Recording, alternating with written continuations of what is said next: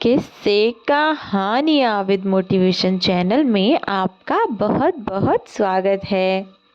तो दोस्तों, आज की हमारी कहानी है कि प्रेगनेंसी का झूठा नाटक करके बहू ने सास को फंसाया तो बहू को मिला ऐसा सबक। तो दोस्तों, आइए चलिए शुरू करते हैं अपनी आज की कहानी। ओ बुढ़िया, वहाँ बैठी बैठी क्या अचार डाल रही है? जरा हाथ हिलाने का मन नहीं करता, बस बैठे बैठे ठूसने को देते रहो। शर्म नाम की चीज़ नहीं है। लता गुस्से में बड़बड़ाती हुई बोली तो उसकी सास प्रेमलता जी, जो कि बाहर आंगन में बैठी सब्जी काट रही थी, वे बोली, बेटा मैं सब्जी की तैयारी कर रही हूँ, तुम बताओ अगर तुम्हें कुछ काम हो तो। लता बोली, काम हो तो? ऐसे पूछ रही हो जैसे आंखें भी बिल्कुल फूट गई हैं। दिखता नहीं है क्या? अभी वो बच्चे यहाँ से खेल कर गए हैं, कितना गंदा हो गया है। ज़रा जल्दी जल्दी हाथ चलाया करो। कितनी धीरे धीरे हाथ चलाती हो? बहू ने झिरझिराते हुए अपनी सास से कहा। वे बेचारी जल्दी से सब्जी काट कर अंदर आईं और साफ सफाई करने लग गईं। बहू ने भी बिल्कुल हद कर दी। अब तो यह उसका रोज़ रोज़ का ड्रामा हो गया था। जब जब उसके ससुर जी शहर चले जाते तब तब वह अपनी सास पर ऐसे ही हुक्म चलाती थी। और प्रेमलता जी, उन्होंने शुरू में कोशिश की थी कि वह अपनी बहू की जुबान पर लगाम लगाएं, पर उनकी बहू ने तो जैसे तमाशा लगा दिया। दरअसल जब उनकी बहू शादी के बाद उनके घर में आई थी, तब शुरू में वह बहुत सीधी साधी लग रही थी। प्रेमलता जी अपनी बहू के साथ बहुत अच्छा व्यवहार करती थीं। उन्होंने कभी भी अपनी बहू के साथ कोई दुर्व्यवहार नहीं किया, ना ही उसे कभी नीचा दिखाने की कोशिश की। उन्होंने यही सोचकर एक गरीब घर की लड़की ब्याही थी कि गांव की लड़कियां बड़ी सीधी सादी होती हैं और फिर उन्हें एक घरेलू लड़की चाहिए थी, क्योंकि उनके पति और उनका बेटा दोनों ही अच्छी नौकरी करते थे। घर में पैसों की कोई कमी नहीं थी। भगवान का दिया हुआ उनके पास सब कुछ था। इसलिए प्रेमलता जी चाहती थी कि उनके परिवार में एक घरेलू और संस्कारी लड़की आए, जो कि उनके परिवार को हमेशा जोड़कर रखे, तोड़कर नहीं, जिसमें लोगों को अपना बनाने की भावना हो। बस यही सब सोचकर उन्होंने एक गरीब लड़की को ब्याहा था। लेकिन फिर भी उन्होंने अपनी बहू के साथ कभी ऐसा व्यवहार नहीं किया जिससे उसे महसूस हो कि वह किसी छोटे घर से या गरीब घर से आई है। उन्होंने अपनी बहू को हर सुख सुविधा दी। शादी के पहले जब वे उस लड़की को घर देखने गए थे, तो उसका घर कच्चा बना हुआ था, जहां बाथरूम की सुविधा भी नहीं थी। एक छोटा सा कच्चा कमरा था और बाहर 4 डंडों पर कपड़े लटकाकर बाथरूम बनाया हुआ था। प्रेमलता जी उनकी गरीबी और उनके हालात को देखते हुए हमेशा यही सोचती कि वह किसी भी कीमत पर अपनी बहू को कभी किसी चीज़ की कमी महसूस नहीं होने देंगी। उसने अपने मायके में कभी कोई सुख नहीं देखा, लेकिन अपने ससुराल में वह हर सुख देखेगी। प्रेमलता जी उसे अपनी बेटी मानती थीं, यहाँ तक कि उन्होंने उससे कहा कि वह केवल सिर पर कपड़ा रख कर घूम सकती है। सिर ढकने या मुंह ढकने की ज़रूरत नहीं है।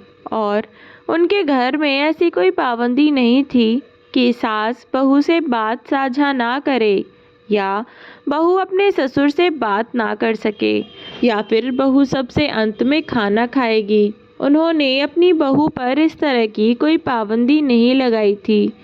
धीरे धीरे समय बीतने लगा और लता अपनी चालाकी दिखाने लगी। कई बार वह बीमारी का बहाना करके बस लेट जाती और जब प्रेमलता जी काम करके लेटती तो उठकर बाजार घूमने चली जाती। अपने घर वालों से फ़ोन पर बातें करती रहती। प्रेमलता जी ने शुरू में उसे कुछ नहीं कहा। सोचा अभी नई नई आई है, इसे थोड़ा वक्त चाहिए। हम लोगों को अपना समझने में थोड़ा वक्त लगेगा। अचानक से किसी और घर में जाकर सबको अपना बनाने में थोड़ा तो समय लगता है और यह बात प्रेमलता जी अच्छे से जानती थी। इसलिए उन्होंने बहू पर दबाव देने की बजाय उसे प्यार से समझाना उचित समझा और उसे समझाया भी। लेकिन शादी के बाद लता के रंग ढंग बिल्कुल बदल गए। उसे केवल घूमना फिरना ही भाता था। अधिकतर वह बाहर की चीज़ खाना पसंद करती थी। कभी कभी घर के बाहर ही से जाते हुए कोई चीज़ खरीद ली तो कभी बाहर जाकर खाना बाहर ही खाती। जब कुछ दिन बीत गए और ऐसा ही चलता रहा तो प्रेमलता जी ने उससे कहा, बेटा यूँ रोज़ रोज़ बाहर खाना तुम्हारी सेहत के लिए अच्छा नहीं है। अगर तुम्हारा मन हुआ तो हुआ करे तो मुझे बता दिया करो कि तुम्हें क्या खाना है। मैं घर पर ही कुछ अच्छा बना दिया करूँगी। वह तुम्हारी सेहत के लिए भी अच्छा रहेगा और तुम्हारा जो जी करेगा तुम वह खा सकती हो, वह भी घर पर। बस इतनी सी बात का लता ने बतंगड़ बना लिया और अपने पति कमलेश को फ़ोन करके बोली, तुम्हारी माँ को मेरे खाने से भी परेशानी है। तुम मुझे अपने साथ शहर ले चलो। अब मैं यहाँ नहीं रह सकती। तुम्हारी माँ मुझे खाने पर भी रोकती टोकती हैं। अब क्या आप इतना भी नहीं कमाते कि मैं अपने मन का खा सकूं? कमलेश बोला, देखो लता, मैं अपनी माँ को बहुत अच्छे से जानता हूँ। उन्होंने तुमसे जो कुछ भी कहा उनका मतलब कुछ और ही रहा होगा। तुम्हें समझने में कोई गलतफहमी हुई है। मैं माँ से बात करता हूँ, तुम परेशान मत हो। कमलेश ने प्रेमलता जी से बात की तो प्रेमलता जी ने उसे सब कुछ बता दिया। कमलेश बोला, कोई बात नहीं माँ, इसे समझने में फेर हो गया था, इसलिए नहीं समझ पाई। अगर आप परेशान मत होइए, मैं बता दूंगा। वह बाहर का खाना ज़्यादा ना खाया करे। यह बात जैसे तैसे शांत हुई थी। हेमलता जी ने नोटिस किया कि लता रोज़ रोज़ अपने पड़ोसनों के साथ बाहर घूमने चली जाती है और उसने इतनी साड़ी इकट्ठी की हुई हैं कि वह सबको पहन भी नहीं पाती। एक दिन लता फिर से अपने पड़ोसन के साथ बाजार के लिए निकल गई और बाजार से 5-6 साड़ियाँ ले आई। आकर उसने कमलेश को फ़ोन किया और कहने लगी, सुनो, मेरे पैसे ख़त्म हो गए हैं। मुझे और पैसों की ज़रूरत है तो तुम पैसे भिजवा देना। कमलेश बोला, पैसे ख़त्म हो गए हैं, लेकिन इतनी जल्दी कैसे? मैंने तुम्हें अभी 15 दिन पहले ही 20,000 रुपये दिए थे और अभी महीना भी ख़त्म नहीं हुआ कि तुमने सारे पैसे खर्च कर दिए। तुम तो ऐसे कह रहे हो जैसे तुमने मुझे लाखों रुपये दे दिए। 20,000 ही तो थे। एक बार बाज़ार में घूमने निकल जाओ तो यूं ही खर्च हो जाते हैं। बस थोड़ा सा सामान और चाहिए, इसलिए कह रही हूँ, पैसे भेज देना। क्योंकि लता कमलेश से बरामदे में बैठकर बात कर रही थी तो किचन में काम करती हुई प्रेमलता जी ने भी सारी बातें सुन ली थीं। तब वे बोली, बहू, तुम्हारे पास पहले से इतनी सारी साड़ियाँ हैं। जब तुम्हें पता था कि इस महीने वैसे भी थोड़ा हाथ खींच भींच कर खर्च करना है, क्योंकि पिछले महीने खर्च कुछ ज़्यादा हो गया था, तो तुम्हें इतनी सारी साड़ियाँ खरीदने की भला क्या ज़रूरत थी? तुम्हारे पास अब भी 5-7 साड़ियाँ तो नई नई रखी होंगी। फिर ऐसे में इतने कपड़ों का तुम क्या करोगी? कितने कपड़े तो तुम्हारे ऐसे ही पड़े हैं जिन्हें तुम पहनती भी नहीं हो, या कहो कि जिन्हें तुमने बस एक बार पहनकर छोड़ दिया। बेटा, यह सब पैसे की बर्बादी ही है। कपड़े का काम होता है इंसान का तन ढकना, लेकिन चलो मान लिया कि तुम्हें कपड़े खरीदने का शौक है। इसका मतलब यह तो नहीं कि तुम रोज़ दुकान पर जाकर नए नए कपड़े खरीदने लगो। प्रेमलता जी ने इतना कहा और बस लता भड़क पड़ी, चिल्लाती हुई बोली, तुम्हारी जेब से जा रहे हैं क्या पैसे? मेरा पति कमाता है, जितना चाहूँ उतना उड़ाऊँ। तुम पर क्या जोर पड़ रहा है? जब मेरे पति को कोई परेशानी नहीं है तो तुम क्यों इतना हुक्म चलाने वाली होती कौन हो तुम? अपनी हद में रहा करो, मेरे मामले में टांग मत अड़ाया करो। मेरा जो मन आएगा मैं वह करूँगी। वह फिर से कमलेश को फ़ोन करके बोली, मुझे नहीं पता कमलेश कि तुम क्या करोगे क्या नहीं, बस कल सुबह तुम यहाँ आ जाओ, मुझे तुमसे कुछ ज़रूरी बात करनी है। अगली सुबह कमलेश आ गया। उसने सोचा था कि शायद घर पर कोई इमरजेंसी आ गई है, इसलिए आना ज़रूरी है, और वह दौड़ा चला आया। आकर उसने देखा कि सब कुछ नॉर्मल है, तो उसने लता से कहा, लता, तुमने मुझे इस तरह फ़ोन करके क्यों बुलाया? तो लता बोली, देखो कमलेश, मैं इस घर में नहीं रह सकती जहाँ हर बात के लिए रोक टोक की जाती है। क्या खाना, क्या ने पहनना है, सब कुछ उनके हिसाब से करो। अरे, मेरा भी कोई मन है। अब ऐसा तो है नहीं कि मैं अपने मन का खा भी नहीं सकती, ना पहन सकती, ना कहीं जा सकती हूँ। तुम्हारी माँ को यह सब पैसे की बर्बादी करना लगता है। अगर मैं इतनी ही बुरी हूँ तो क्यों की मुझसे शादी? कमलेश की एक भी बात सुने बिना लता बस बोले जा रही थी। दरवाजे पर सामान लिए कमलेश खड़ा रहा। लता ने उसे अंदर आने तक का समय नहीं दिया और बस अपनी शिकायतों का पिटारा खोलकर रख दिया। कमलेश बोला, ओफो लता, तुमने तो बिल्कुल हद कर दी। इतनी सी बात के लिए तुमने मुझे इतनी इमरजेंसी में बुला लिया। मुझे लगा कि घर में कोई परेशानी हो गई है, सो मैं भी दौड़ा चला आया। और तुम हो कि इतनी इतनी सी बातों के लिए तुमने मेरा काम छुड़वा दिया और फिर बात कर रही हो यहाँ से बाहर जाने की। तो फिर एक तो बात बताओ, ऐसा तो है नहीं कि मैं हमेशा शहर में रहता हूँ, हर हफ्ते तो घर आता ही हूँ ना, तो शहर जाने की ज़िद क्यों लगा रखी है? और मैं जब भी आता हूँ तभी देखता हूँ कि तुम तो कभी कुछ करती नहीं, किचन का सारा काम माँ ही संभालती है और घर का भी। ऐसे में अगर माँ ने तुमसे कुछ कह भी दिया तो तुम थोड़ा चुप नहीं लगा सकती क्या? अरे, वह हमारी बड़ी हैं, अगर दो बात कह भी देंगी तो कौन सी आफत आ गई? और फिर ऐसा तो है नहीं कि तुम जो भी कर रही हो वह बहुत सही है और माँ जो कह रही है वह बहुत गलत है, क्योंकि लता ने फ़ोन करके अपने ससुर जी को भी बुला लिया था। सो लता के ससुर और प्रेमलता जी के पति मानवेंद्र जी भी घर दरवाजे पर आ गए और अंदर आते हुए बोले, अरे भाई, क्या हुआ? कैसे सुबह सुबह न्योता भेज दिया और इतनी अर्जेंटली क्यों बुला लिया? 2 दिन इंतज़ार कर लेते तो संडे आने वाला था। क्या हुआ बेटा, तुमने फ़ोन करके इतने अर्जेंटली क्यों बुलाया? मानवेंद्र जी लता से पूछने लगे।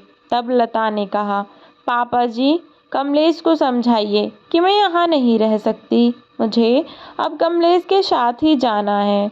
तब मानवेंद्र जी ने पूछा, लेकिन बेटा, बात क्या हुई है, मुझे यह तो बताओ, तुम यहाँ रहना क्यों नहीं चाहती? तब जाकर लता ने बोलना शुरू किया। लता बोली, पापा, आप माँ को जितना सीधा समझते हैं वह उतनी सीधी है नहीं। वह दिन रात मुझे परेशान करके रखती हैं, ना कुछ खाने देती हैं, ना पीने देती हैं। हर चीज़ पर रोक टोक करने की आदत पड़ गई है उन्हें। जब देखो तब यहाँ मत जाओ, वहाँ मत जाओ, ये मत खाओ, वो मत खाओ, रोज़ रोज़ का ड्रामा लगा रखा है। यहाँ तक कि मैं अपनी सहेलियों के साथ जाकर बाजार से अपने लिए कुछ सामान खरीद लूँ तो इन्हें उससे भी परेशानी है। अब आप ही बताइए मैं क्या करूँ? लोग सही ही कहते हैं, सास कभी अपनी बहू को खुश देख ही नहीं सकती। यह तो हर सास की आदत होती है। तब मानवेंद्र जी और कमलेश दोनों उनकी बात सुनने लगे। फिर उन्होंने प्रेमलता जी से पूछा कि बात क्या है, क्यों वह बात बात पर टोकती रहती हैं। उन्होंने सबको अपना नज़रिया बताते हुए कहा, बेटा मैंने बहू को कभी खाने पीने के लिए नहीं रोका, बल्कि घर में कोई भी खाने पीने की चीज़ रखी हो तो मैं कहती रहती हूँ कि इसे खा लिया करो। पूछो इससे, क्या मैंने कभी भी इसे फल, दूध या मेवा आदि खाने को लेकर टोका है? हाँ, मैं मानती हूँ कि मैंने उसे एक बार ये ज़रूर कहा था कि रोज़ रोज़ बाहर का खाना खाना अच्छी बात नहीं है, इससे तुम्हारी सेहत पर बुरा असर पड़ेगा। और इसने उसी दिन मुझे जवाब दे दिया और अब भी यह रोज़ रोज़ बाहर की चीज़ें मंगवा कर खाती है। जहाँ तक बात रही घूमने की, तो यह रात को 8 बजे घर आई थी। उस दिन पहली बार मैंने इसे टोका कि इतनी रात गए बाहर घूमना ठीक नहीं है, माहौल इतना अच्छा नहीं है, और ये जो खरीदारी की बात कर रही है इसके पास बहुत कपड़े हैं। तो मैंने केवल इतना कहा था कि बेटा तुम्हारे पास इतनी साड़ियाँ हैं और लाकर क्या करोगी? अब प्रेमलता जी ने सारी बात बताई।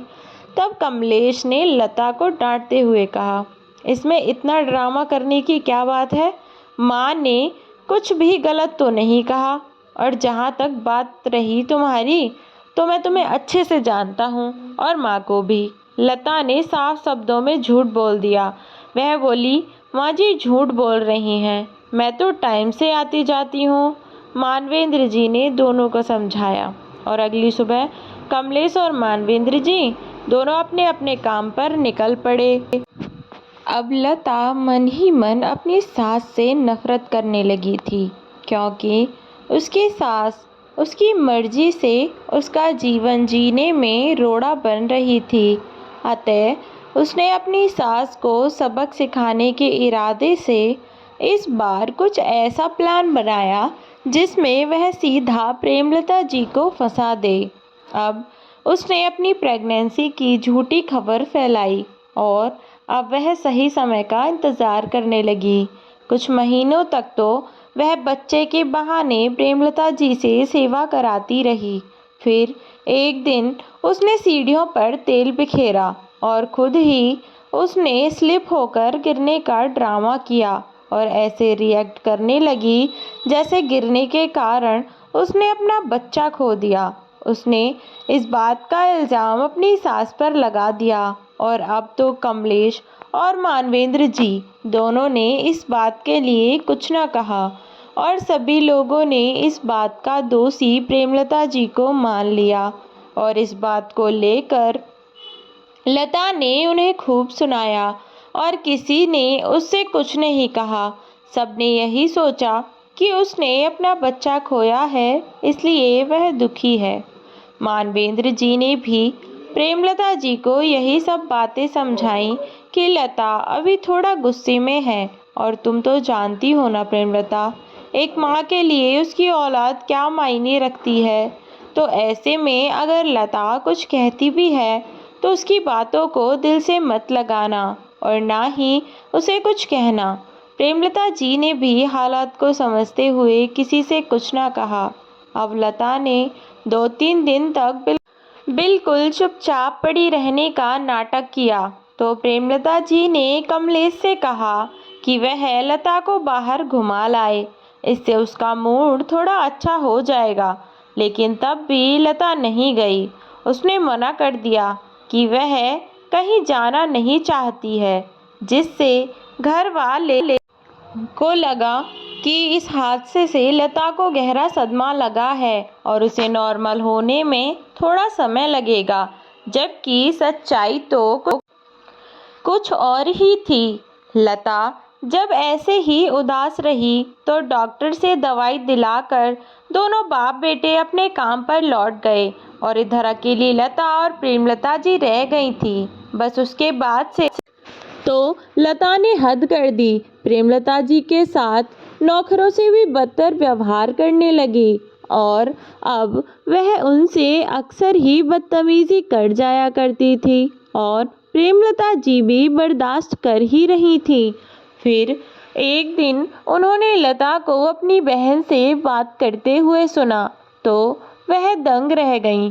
उन्हें अपने कानों पर जैसे विश्वास ही नहीं हुआ। दरअसल आज सुबह वह मंदिर से थोड़ा जल्दी लौट आई थीं और आते ही सबसे पहले लता के कमरे की ओर चली। उन्होंने सोचा कि कुछ दिनों से लता का मन ठीक नहीं है, तो क्यों ना बाहर से कुछ अच्छा सा खरीद कर उसके लिए ले चले। वैसे भी लता को बाहर की चीज़ खाना पसंद था, तो वह उसके लिए उसका पसंदीदा कश्मीरी दम लेकर पहुंची थी, वह भी उसकी पसंदीदा दुकान से। लेकिन वह बिना आवाज़ किए गई और जाकर प्लेट में लता के लिए खाना परोस कर उसके कमरे में जा ही रही थीं कि तभी उन्हें आवाज़ आई और जैसे लता किसी से बात कर रही है। बात करना तो नॉर्मल बात थी, लेकिन लता सामने वाले के ऊपर बहुत चिल्ला रही थी। प्रेमलता जी ने यह जानने के लिए कि आखिर बात क्या है, लता की बात सुनी तो पता चला कि लता अपनी डॉक्टर से बात कर रही थी, जिससे वह अपनी प्रेगनेंसी के समय दवाई गोली लिया करती थी। अब लता अपनी डॉक्टर से बात करती हुई बोली, तुम्हारा दिमाग तो ठीक है, ज़रा सा झूठ बोल के मैं तुम्हें और कितने पैसे दूं? अब क्या ज़िंदगी भर तुम मुझसे पैसे मांगती रहोगी और मैं देती रहूंगी? देखो, अगर तुम्हें यही ड्रामा करना था तो पहले बताया होता। शहर में तुम्हारे जैसे 36 डॉक्टर हैं, मैं किसी और के पास चली जाती। सामने वाली ने कुछ कहा और फिर लता बोली, देखो मैंने तुमसे पहले ही सब कुछ बता दिया था और हमारी डील 50,000 रुपये की हुई थी। फेक रिपोर्ट से लेकर मेरे मिसकैरेज तक सब कुछ मैंने तुमसे पहले ही कह दिया था। फिर अब भला मैं तुम्हें पैसे क्यों देने लगी? फ़ोन रखो और आज के बाद मेरा दिमाग खराब मत करना, समझी तुम? यह कहकर लता ने फ़ोन काट दिया। अब प्रेमलता जी ने जब इतना सब कुछ सुना तो उन्हें लता पर बहुत गुस्सा आया, क्योंकि लता ने सबकी भावनाओं का मजाक बना दिया था। उसने जिस दिन से यह झूठी खबर फैलाई थी, तब से प्रेमलता जी ने अपने आने वाले नन्हे मेहमान के लिए कपड़े बनाना भी शुरू कर दिया था। और कमलेश, वह तो बीते 4-5 महीनों से अपने आने वाले बच्चे के बारे में सोच सोच कर इतना खुश था और लता ने इतना बड़ा झूठ बोलने से पहले एक बार भी नहीं सोचा। अपने मतलब के लिए उसने सबको दुख दिया। अब जब प्रेमलता जी ने सब कुछ अपने कानों से सुन लिया तो वह पहली बार इतने गुस्से में प्रेमलता जी लता पर चिल्लाने लगी, लता, यह किससे बात कर रही थी तुम? और किसे पैसे दे रही थी? और किस बात के पैसे? आखिर ऐसा कौन सा झूठ बोला तुमने जिसे छुपाने के लिए तुम्हें पैसे देने पड़ रहे हैं? अपने मुंह से सच सच बताती हो या फिर? लता हाथ बढ़ाते हुए बोली, कुछ नहीं मम्मी जी, टेलर का फ़ोन था, मैंने अपने कपड़े सिलने के लिए दिए थे तो वह उन्हीं के पैसे मांग रहा था। प्रेमलता जी तिरछी नज़रों से लता की तरफ घूरती हुई बोली, अच्छा, टेलर तुमसे पैसे मांग रहा था? सिलाई के पैसे? और वह भी पूरे 50,000 रुपये? ऐसा क्या सिलवा लिया लता जो तुम्हें टेलर को इतने पैसे देने पड़ रहे हैं? लता यह सुनते ही घबरा गई और बोली, मम्मी जी, मुझसे गलती हो गई, मुझे माफ़ कर दीजिए। मैं आपके आगे हाथ जोड़ती हूँ, आपके पैर पड़ती हूँ। प्लीज़ मुझे माफ़ कर दीजिए। मैंने यह सब आप सबका प्यार पाने के लिए किया था। मेरा इरादा आप सबको दुख पहुंचाने का नहीं था। प्लीज़ मुझे माफ़ कर दीजिए मम्मी जी। इस पर प्रेमलता जी बोली, हम सबका प्यार पाने के लिए तुमने यह ड्रामा करना पड़ा।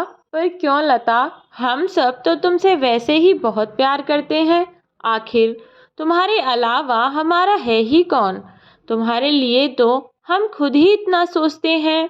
और तुमने इतना झूठ बोलने से पहले एक बार भी हमारे बारे में नहीं सोचा कि जब हमें सच का पता लगेगा तो हम पर क्या बीतेगी। जब तुम्हारा यह सच कमलेश और मानवेंद्र जी को पता लगेगा तो उनका क्या हाल होगा। कमलेश, वह तो बेचारा टूट ही जाएगा। क्या तुम्हें नहीं पता लगा कि वह बच्चे के आने की खबर सुनकर कितना खुश था। वह बेचारा तो दिन रात बच्चे के आने की दुआ मांग रहा था और तुमने, छी, कितनी घटिया हरकत की है लता। तुमने इतनी ओछी हरकत करने के बारे में सोचा भी कैसे। तब लता को लगा कि उसके पास और कोई रास्ता नहीं है बचने का, तो वह प्रेमलता जी के पैरों में गिरने लगी और उनसे माफ़ी मांगने लगी। मुझे माफ़ कर दीजिए, मैं आपके पैर पड़ती हूँ। मुझे माफ़ कर दीजिए। मुझसे गलती हो गई। नासमझ थी मैं जो इतनी बड़ी गलती कर बैठी। पर आज के बाद मैं ऐसा कभी कुछ नहीं करूँगी जिससे आपको दुख पहुँचे। प्लीज़ इस बारे में कमलेश को कुछ मत कहिएगा, वरना वह बिल्कुल टूट जाएंगे। और यह तो आप भी नहीं चाहेंगी कि अब किसी भी पुरानी बात के कारण कमलेश की तबीयत खराब हो या वह ज़्यादा तनाव में रहें। इसलिए मैं आपके हाथ जोड़ती हूँ, प्लीज़ किसी को इस बारे में कुछ मत बताइएगा माँ। वैसे भी जो हो चुका है उसे तो बदला नहीं जा सकता, लेकिन हाँ, मैं आगे से ऐसी कोई गलती नहीं करूँगी। प्लीज़ माँ, मैं आपके हाथ जोड़ती हूँ, किसी से कुछ मत कहिएगा, वरना कमलेश मुझे माफ़ नहीं करेंगे और ना जाने वह मुझे क्या सज़ा देंगे। प्रेमलता जी ने बिन कुछ से चली गईं और पूरे समय इसी बारे में सोचती रहीं। लता कुछ समय बाद फिर से प्रेमलता जी के पास पहुंची और उनसे माफ़ी मांगने लगी। तब प्रेमलता जी ने उसे अपने पैरों से उठाकर उसके सिर पर हाथ रखते हुए कहा, लता, तुमने जो गलती की है वह माफ़ी के लायक तो नहीं है, लेकिन फिर भी मैं किसी से कुछ नहीं कहूँगी। इसका कारण यह है कि मैं नहीं चाहती कि पुरानी किसी भी बात के कारण तुम्हारे और कमलेश के बीच किसी भी तरह का तनाव पैदा हो। इसलिए मैं किसी से कुछ नहीं कहूँगी, पर उम्मीद करती हूँ कि आगे से तुम ऐसा कुछ नहीं करोगी जिससे तुम्हारे और कमलेश के रिश्ते पर कोई असर पड़े। लता ने हाथ जोड़कर प्रेमलता जी का धन्यवाद किया और कमरे में चली गई। इधर प्रेमलता जी भी पुरानी बातों को भूलने की कोशिश कर रही थीं और उधर लता अपने कमरे में इधर से उधर चक्कर लगा रही थी और खुद ही खुद बड़बड़ा रही थी, इस बुढ़िया को तो ठिकाने लगाना ही पड़ेगा। जब देखो तब मेरे किए कराए पर पानी फेर देती है। जैसे ही अगला रविवार आया तो कमलेश और मानवेंद्र जी दोनों अपने घर आ गए। आज लता अपनी सहेलियों के साथ बहुत दिनों बाद बाजार निकली थी, इसलिए घर पर कमलेश, मानवेंद्र जी और प्रेमलता जी ही थे। कमलेश ने इस बार सोचा था कि वह जब घर जाएगा तो अपने घर में एक दो जगह पर सीसीटीवी कैमरा लगवा देगा, क्योंकि शहर में चोरी डकैती जैसी घटनाएं बहुत बढ़ रही थीं और गांव में भी एक दो लोगों के यहाँ चोरी हो गई थी। इसलिए कमलेश ने घर में सीसीटीवी कैमरा लगवा दिए। इधर लता जब बाजार गई तो वह बाजार से अपनी सास के लिए बेहोशी की दवा लेकर आई और क्योंकि लता पूरे दिन घर से बाहर थी, इसलिए उसे पता ही न चला कि आज घर में क्या क्या हुआ था। जब वह आई तो अपने कमरे में आराम करने चली गई।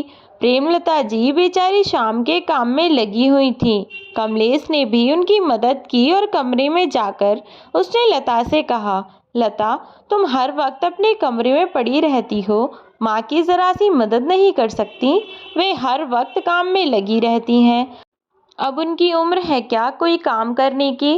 अरे, जब घर में बहू आ जाए तो सास को तो वैसे भी काम नहीं करने चाहिए। तुम घर में हो तो कम से कम इस बात का तो ध्यान रखा करो कि माँ को थोड़ा आराम मिले। मैं यह नहीं कहता कि सारा काम तुम ही करो, पर ऐसा भी नहीं होना चाहिए जैसा तुम करती हो। पता नहीं तुम्हें कब अकल आएगी। मैं तो तुम्हें समझा समझा कर थक गया। अब चलो, खाना बना दिया है, चलो चलकर खा लो। कमलेश लता को बुलाकर नीचे आया और सब लोगों ने साथ बैठकर खाना खाया। खाना खाकर सब लोगों ने आपस में बैठकर बातें की और सब अपने अपने कमरे में सोने चले गए। अगली सुबह कमलेश और मानवेंद्र जी दोनों काम पर निकल गए। अब लता और प्रेमलता जी दोनों घर पर अकेली थीं। लता ने सोचा कि इससे अच्छा मौका मुझे फिर नहीं मिलेगा इस बुढ़िया को सबक सिखाने का। बस यही सोचकर लता ने वह बेहोशी की दवाई निकाली और अपनी सास की चाय में मिला दी। पर प्रेमलता जी ने अपना शुगर हाई होने के कारण आज चाय नहीं पी थी और लता कहने लगी, बेटा, खाना बना दिया है, तुम्हें जब भूख लगे तब खा लेना। अब मैं अपने कमरे में जाती हूँ, अगर कोई काम हो तो बता देना। लता हाथ बढ़ाती हुई बोली, माँ जी, वह मेरे सर का तेल कहाँ रखा है? प्रेमलता जी ने उसे बताया। इतने में लता ने किचन से सरसों के तेल की छोटी सी शीशी उठा ली। प्रेमलता जी बर्तन साफ करने में लगी थीं, सो उन्हें बिल्कुल ध्यान नहीं दिया।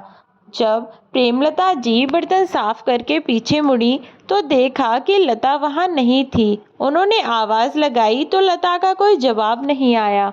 उन्होंने समझा लता अपने कमरे में सोने चली गई होगी या आराम कर रही होगी।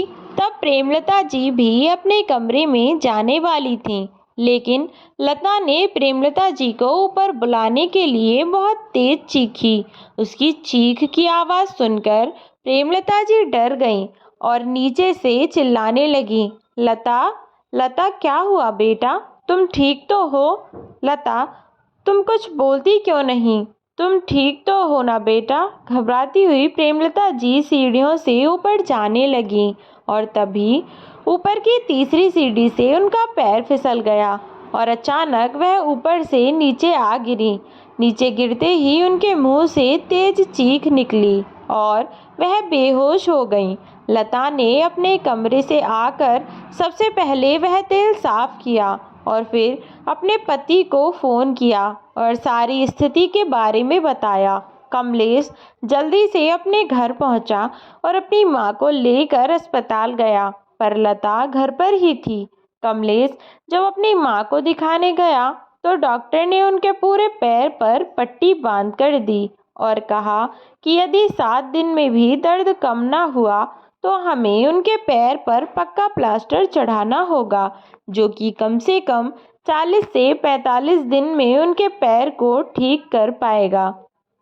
अभी तो 7 दिन का समय लगेगा। अभी के लिए आप इन्हें ले जा सकते हैं। प्रेमलता जी जब होश में आईं तो कमलेश ने उनसे पूछा, माँ, आप कैसे गिर गईं? आपको इसलिए मैंने कहा था कि आप ज़्यादा ऊपर नीचे मत किया कीजिए। अब देखो, चोट लग गई ना आपको? ऊपर क्यों जा रही थी? आपका कमरा तो नीचे है, फिर ऊपर क्यों? प्रेमलता जी बोली, बेटा, मुझे लता की चीखने की आवाज़ आई थी, जिसे सुनकर मैं डर गई। मुझे लगा कि बहू किसी मुसीबत में तो नहीं, इसलिए मैं उसे देखने के लिए ऊपर गई थी। पर जैसे ही मैं ऊपर जा रही थी तो अचानक मेरा पैर फिसल गया और मैं गिर पड़ी। पर मुझे ऐसा लगा जैसे वहाँ कुछ गिरा हुआ था, कुछ चिकना, जैसे कोई तेल या कुछ। कमलेश अपनी माँ को लेकर घर पहुँचा और उसने ध्यान दिया कि सीढ़ियों पर कुछ पड़ा है या नहीं। उसने देखा तो सीढ़ियों पर कुछ नहीं था और सीढ़ियाँ बिल्कुल साफ थीं। उसने लता से पूछा कि लता, तुमने घर की सफाई की है क्या? लता ने साफ मना कर दिया कि नहीं, माँ को चोट लगी थी तो आप उन्हें लेकर गए। उसके बाद से मुझे माँ की चिंता हो रही थी, तो बस मैं पूजा पाठ करने बैठ गई। पर आप सफाई के बारे में क्यों पूछ रहे हैं? तब कमलेश ने कहा, अरे नहीं नहीं, बस वैसे ही पूछ रहा था, कोई ज़रूरी काम नहीं है। फिर कमलेश बाहर जाकर थोड़ी देर बैठ गया। बैठा बैठा वह सोचने लगा तो उसके दिमाग में ख्याल आया, क्यों ना वह एक बार कैमरा चेक कर ले, क्या पता घर में आगे पीछे कोई आया हो। यह सोचकर वह कैमरा चेक करने लगा तो उसको कमरे में जो दिखाई दिया उस पर उसे यकीन नहीं हुआ। वह कैमरे का दृश्य देखकर बहुत चकरा गया। दरअसल कैमरे में उसने देखा कि लता किचन से दौड़कर आई और सीढ़ियों पर तेल गिराकर ऊपर अपने कमरे में चली गई। और कमरे में जाने के बाद वह तब तक इंतजार करती रही जब तक प्रेमलता जी ने उसे आवाज़ न दी। प्रेमलता जी ने जैसे ही उसे आवाज़ दी, उसके बाद लता की चीख आई और लता की चीख सुनने के बाद प्रेमलता जी ऊपर की ओर दौड़ी, जिससे सीढ़ियों पर फैले हुए तेल पर पैर पड़ने से फिसलकर वह नीचे गिर पड़ी। तेल बिल्कुल ऊपर की सीढ़ी पर था, बिल्कुल ऊपर से तीसरी सीढ़ी पर, यानी प्रेमलता जी को गंभीर चोट भी लग सकती थी। या फिर लता का इरादा वही था, पर ऐसा हुआ नहीं।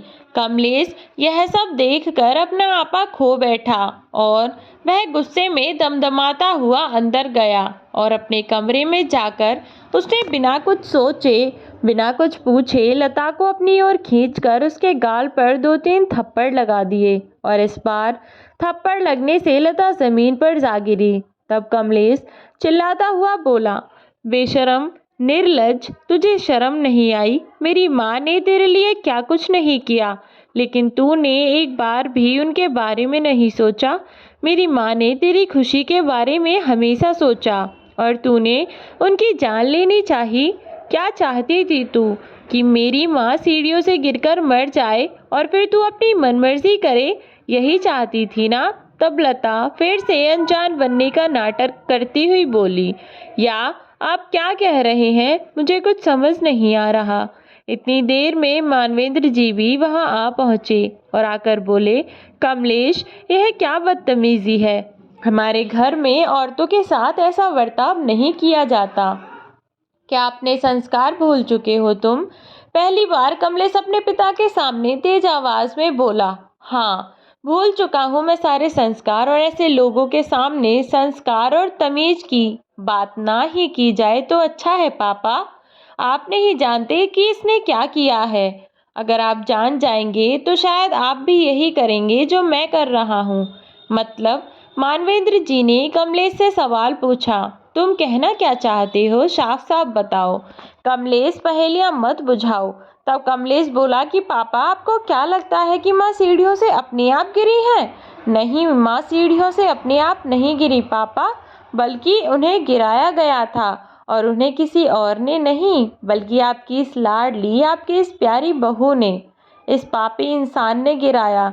इसने एक बार नहीं सोचा कि अगर माँ को कुछ हो गया तो हमारा क्या होगा। आप नहीं जानते पापा, यह कितनी घटिया औरत है।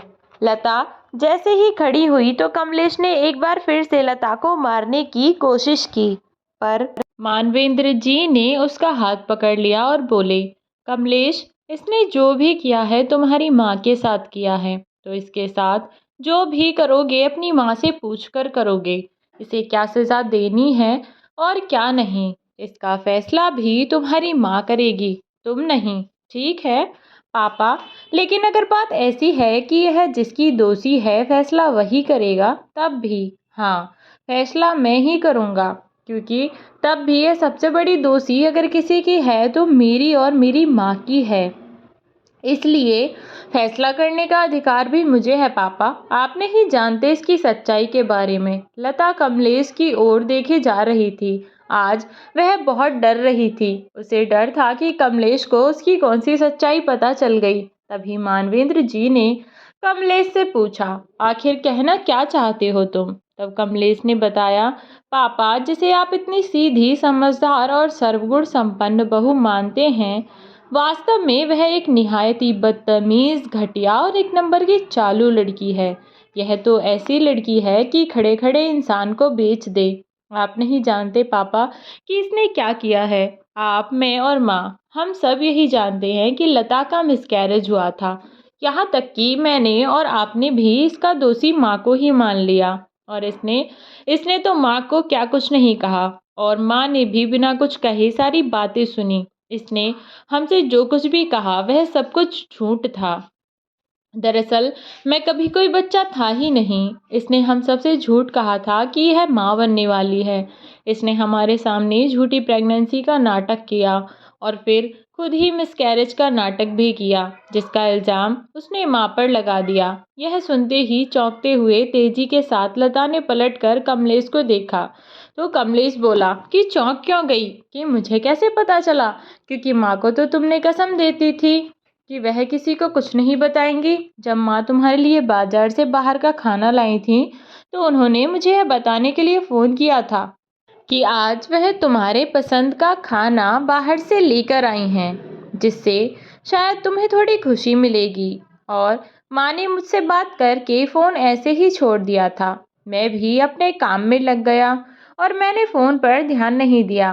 पर जब मैंने फ़ोन अपने कान पर लगाया तो मैंने वह सब कुछ सुना जो तुम माँ से कह रही थीं, जब तुम माँ के आगे गिड़गिड़ा रही थीं। और मेरी माँ ने मेरे परिवार को बचाने के लिए, तुम्हारे परिवार को बचाने के लिए इतनी बड़ी बात भी अपने बेटे से, यानी कि मुझसे छिपाई, ताकि तुम्हारी ज़िंदगी में कोई परेशानी ना आए। और तुमने मेरी माँ की ज़िंदगी को जहन्नुम बनाने में कोई कसर नहीं छोड़ी। बहुत बड़ी गलती हो गई हमसे, जो यह सोच बैठे कि हम तुम्हें हर सुविधा दे सकेंगे। वास्तव में तो तुम एक निहायती लालची और महत्वाकांक्षी लड़की हो, जिसकी कभी भी महत्वाकांक्षा पूरी नहीं हो सकती।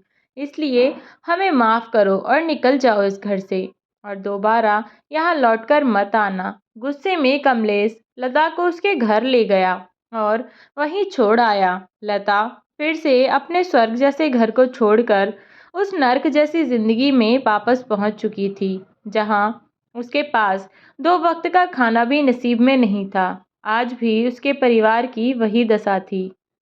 जब वह सूखी रोटियां खाती तो याद करती कि कैसे वह अपनी सास के दिए हुए मेवा मिष्ठान को भी ठुकरा दिया करती थी।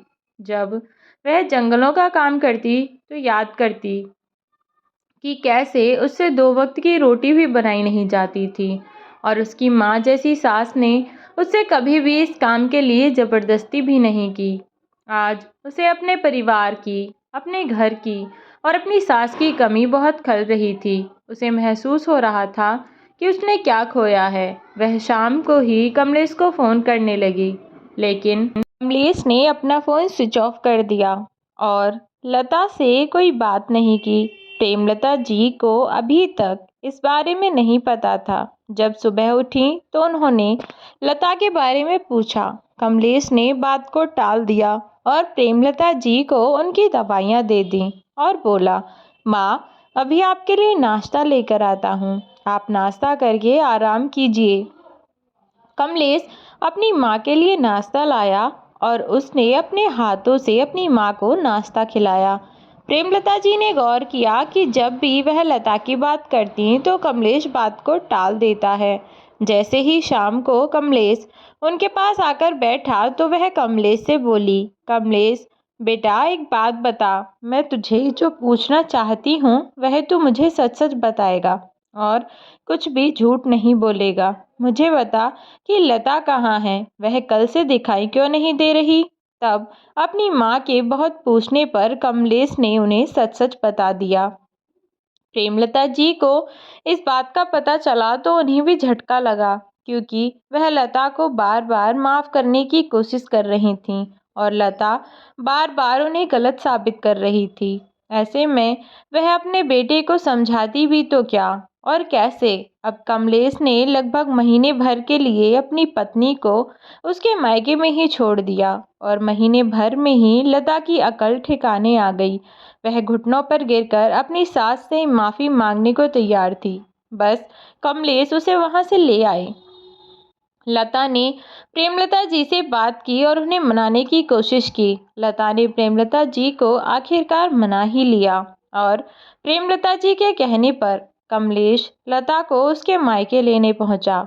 लता अब वापस अपने घर आ चुकी थी, पर अब यह लता पहले की तरह मतलबी और स्वार्थी नहीं थी। यह लता कुछ बदली बदली सी थी। दूसरों के प्रति द्वेष भावना जैसी चीज इसके मन में नहीं थी। अब यह दूसरों से प्यार करने वाली और रिश्तों को बांध कर रखने वाली लड़की बन चुकी थी। या कहो कि इसे अपनी गलती का एहसास हो गया था कि वह जिसको पा चुकी है वह कितने लोगों को नहीं मिल पाता, या फिर ऐसा परिवार पाने के लिए जाने कितने लोग तरसते हैं। उसके बाद सब कुछ ठीक हो गया और लता भी अपनी सास के साथ एक बेटी की तरह रहने लगी। धीरे धीरे कमलेश ने भी अपनी माँ के प्रति बदलता उसका व्यवहार देखकर उसे माफ कर दिया और अब सब सुखी सुखी रहने लगे। तो दोस्तों, कैसी लगी आपको आज की कहानी? कमेंट बॉक्स में बताना बिल्कुल ना भूलें। अगर आप चैनल पर नए हैं तो चैनल को सब्सक्राइब कर दें। मिलती हूँ आपसे ऐसी ही एक नई और अनोखी कहानी के साथ। आप लोग अपना प्यार और सपोर्ट ऐसे ही बनाए रखें, क्योंकि इसकी मुझे बहुत ज़्यादा ज़रूरत है। तो दोस्तों, ध्यान रखें अपना और खुश रहें। Bye bye.